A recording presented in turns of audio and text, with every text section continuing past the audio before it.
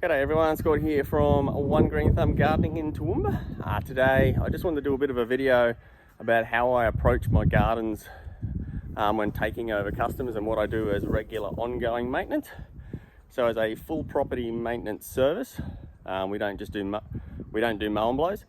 So I just wanted to show you what I've done on this property when I first got here. So first thing I do is I do a big walk around and see what needs to be done and what areas need to be tidied and so forth.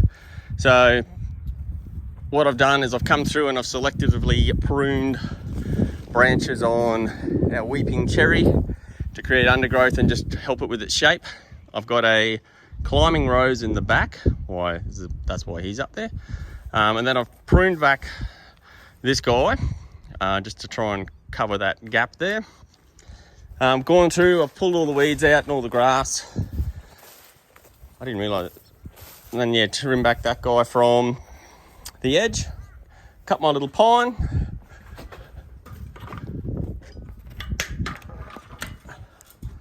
Then here and here, come through, haven't finished yet, but trim back my rose, tidied up my camellias by hand, taken out any, you sort of see, just selective cutting to try and create the shape that we want so they don't keep coming out too far, but try and thicken up and create that nice bushy screen there. Then what I will do, once I finish doing all my pruning, we'll go through and we're going to blow and clean out like all these leaves and rocks out here. Either I vacuum it up or I blow it out onto the lawn, and then that's when I will whip a snip, blow and mow. And on this one today we're going to fertilise it as well with our Eco 88. I've also done a bit of a hard cut back. This hibiscus was coming out nearly 6 inches, 8 inches. So while it was growing beautifully, give him a chop back. I know it's a bit late in the season. I normally try and do hibiscuses in August after the last frost, but I didn't take this customer on until a bit after that. So that's what I've done there.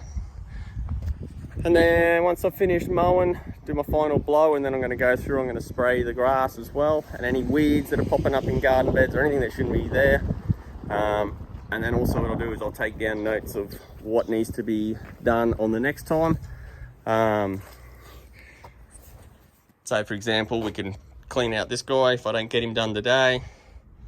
Yeah, so there's a bit of grass in there. So there's always something that I'm always looking out for the future. And then of course, what needs to be done. Okay, so the mulch is getting low, so I need to plan for that 2 months time. This guy's garden edge is rotted out, so he needs a new one. But yeah, all sorts of things like that. And then of course, yeah, check out for pests, see if the roses need spray for aphids or deadheading. I've just deadheaded all the agapanthus now.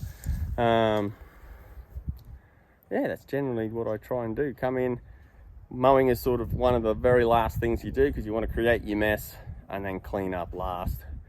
I